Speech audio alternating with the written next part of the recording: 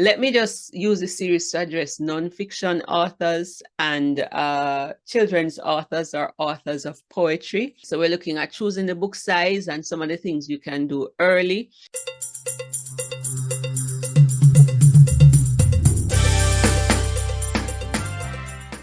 What if you could take charge of your publishing and then leverage your book to create financial freedom and leave a legacy? Wouldn't you want to find out just how to do that? Well, that's what this podcast is all about.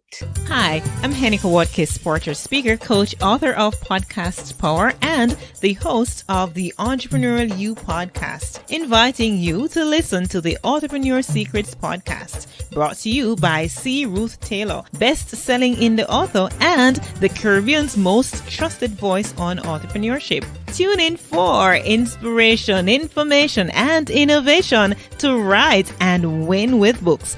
Get ready to dominate entrepreneurship. Greetings, entrepreneurs. Welcome to episode 93 of the Authorpreneur Secrets podcast. I'm your host, Ruth Taylor, and this is a show that gives you the roadmap to take charge of your publishing, along with some stories and strategies to dominate author entrepreneurship. Coming up in today's show, we are embarking on a Back to Basics series having to do with self-publishing tips. So we're going to break down the publishing process over the next month and give you some tips and answer some frequently asked questions so that you will be able to take charge of your publishing. Before we do that, let's have a word from our sponsor, Bamboo Sparks, and then get right into the show.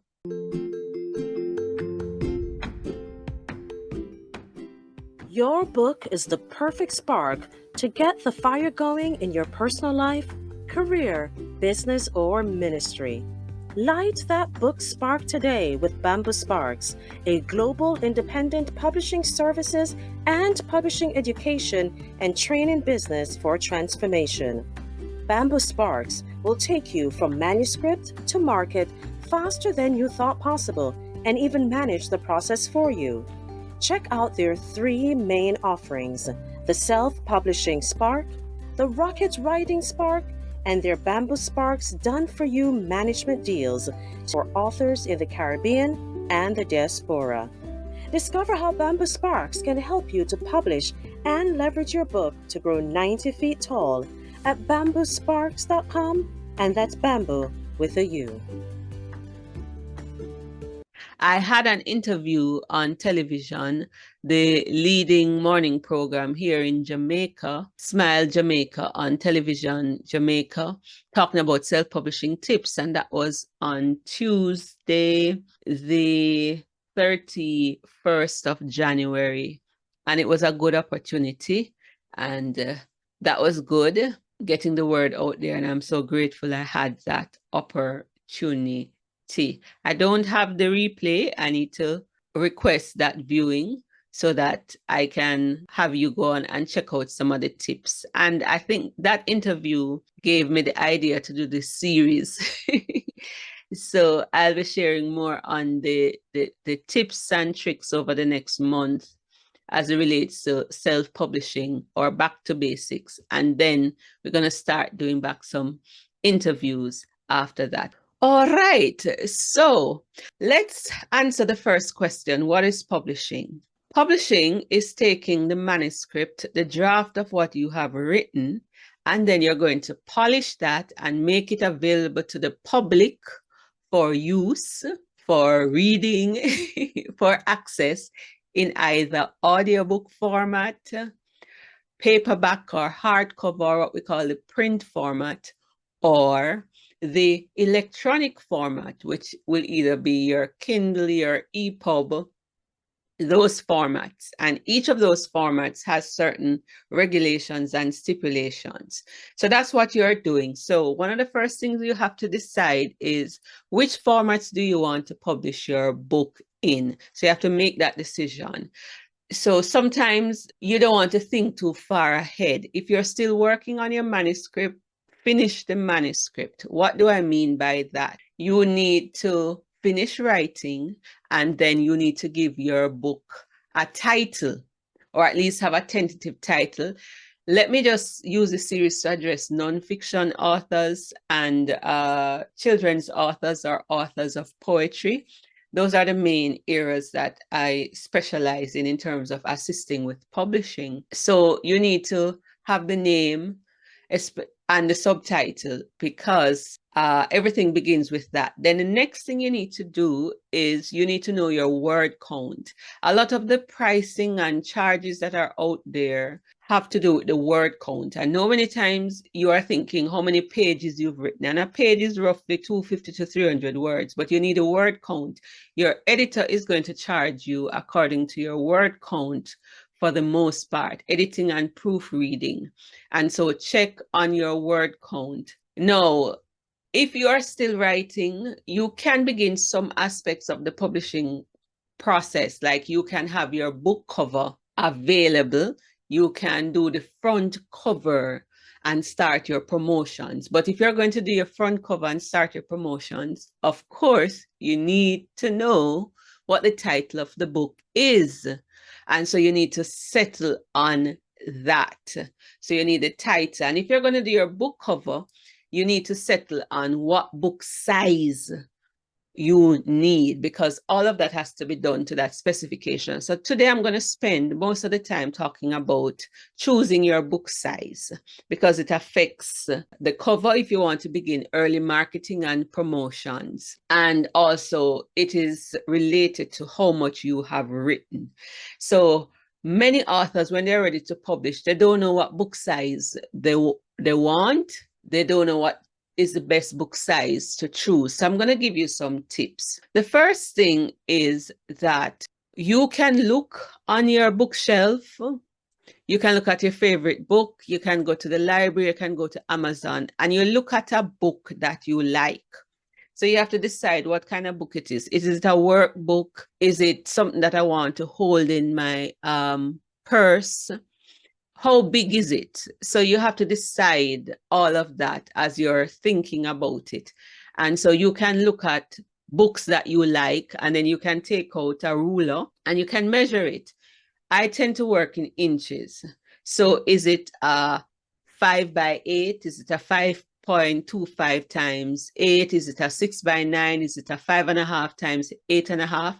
And the first number that we usually call in inches has to do with the width. And then the second number is the height. So it would be 5 across, 8 vertical, the height, right? So that's one of the things. Look at your favorite books or another book that's similar to yours and check on the size. So when I'm working with clients, I normally hold up different book sizes and ask them which of those they would want. And so if it's like novel size or some of those little motivational books, sometimes it's 4.25 times 6, or sometimes it's 5x7. So you want to research popular book sizes. If it's children's books, do the same thing. Is it 8x10? Is it a 7.5 times 7.5? Is it 8.5x11? So look at similar books and use that to judge. The second thing you can use to judge or to decide, to determine the size of the book, is the word count. How many words have you written? If you've written under 5,000 words and it is not a children's book, that you're going to use illustrations to make up for the body of it, to give it some fluff, to make it look a little thicker, then you're going to need more words. You have to watch the size that you use. So with children's books, or even sometimes poetry books, you can have the 5,000 words. You can have less than 10,000 words. If it is a print book, you have to watch it. If it's a workbook, you don't need many words, because you would build up the thickness of it through the lines to write. And so you can determine that. If it's an ebook, there's a category on Amazon, for example, that's called Kindle Short Read. So the ebook could be 5,000 words at minimum. And if you're going to print that, though, you're going to have a challenge. You're not going to have much of a spine. So I'd like to say, on average, between 10,000 and 30,000 words to at least get some kind of spine and you can have some level of thickness. If it is between 10 and 15,000 words, you don't want a 6x9 because it's going to appear very thin. You would want a 4 by something, or even say a 5 by 8, but you have to think, what do I need to do to make the book look a little thick? Or maybe you want a thin book. So you choose any of those ranges. Again, you're going to research popular book trim sizes. And I'll put a link in the show notes to a teaching I did on YouTube about choosing trim sizes with images, so you can go back and watch that. If it is between 15,000 and say 40,000 words, you can use again the same 5 by 8, whether that is 5.5 times 8, or if it is 5.5 times 8.5 inches, you can use that. And once you're varying over 30,000 words to 100,000, 6 by 9 would be good. You could also use the 5.5 times 8.5. Again, it depends on how thick you want the book to look, the spine. If you have less than 15,000 words, sometimes you're going to have to do large print, make the font size a little bigger. But those are some of the considerations that you would take note of when you're choosing your book size. So you need to choose the book size from early so that you can give the cover designer those dimensions and work with the cover designer. It doesn't matter so much for the Kindle or the ebook, that output, because they don't really deal with page count and you're not going to print it. There's no spine issue. And I tend to say, if you want to take charge and get a quick win, that you publish a small book to begin with. That can be anywhere from 10,000 to 30,000 words, because then you would keep your editing costs low. And if you're choosing a 5 by 25 times 8, that can be 150 pages. That would be less than 200 pages, right? And depending on if you're using images and things like that, those things can pad it so that you could get a thick enough spine, if that matters to you. Some people just want a small book. And so one of the tips I give in taking charge and getting quick wins, because self-publishing, you are paying to publish. The money is flowing from you up front. You want to keep costs down, so publish a small book. And so settle on the title, and you can do a mock cover, and you can set up a pre-order while everything is going on, and you can put that out. Or you could come up with a mock cover and then, or 3 covers, and then ask your audience to vote on the right cover. Some persons even choose 3 different titles and subtitles and then throw it out to their audience to help them decide. So it depends on when you want to start the process. So your publishing process, technically, you could begin a little bit of it, preparing it, the manuscript to be released. You could start off with your cover. So you could have an early pre-order campaign. If you're going to set up your pre-order as an independent author, if you're self-publishing, you can only set that up with the ebook, as far as I'm aware, on Amazon.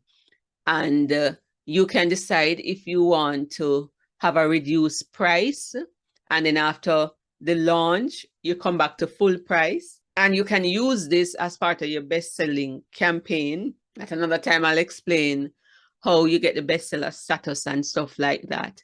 But you can begin a pre-order while you're working on the manuscript. So we're looking at choosing the book size and some of the things you can do early. You're going to need to have that manuscript. You want to read through that manuscript, self-edit it properly, or you may get feedback from what we call beta readers. These are early readers who are giving you feedback on it so that you can know what you need to revise, fix, add. And your beta readers will help you with some of the structural edit, because they're giving you that feedback or that content edit, that developmental edit. Many times the words are used interchangeably. So you get feedback if what you've written makes sense, if any chapter needs to shift, if there is important content that you needed to add that you haven't added. So you can do that. All this is before going to your professional editor. So we'll discuss that in the next episode, the types of editing, because that would be the next phase. Once your manuscript is finished and you've chosen the book size and you've done a mock cover, then you begin, the next phase would be editing. But I also want to touch on cover design some more in another episode, because that is crucial. And there are some tips that go with that I want to share. So it's self-publishing tips, back to basics, as we discuss the basics of publishing so that your publishing dream can become a reality.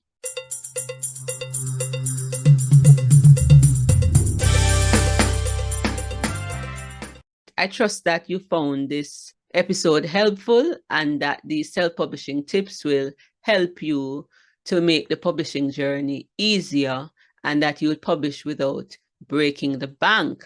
Thanks for listening. Share this episode with a friend. Remember to subscribe to the YouTube channel.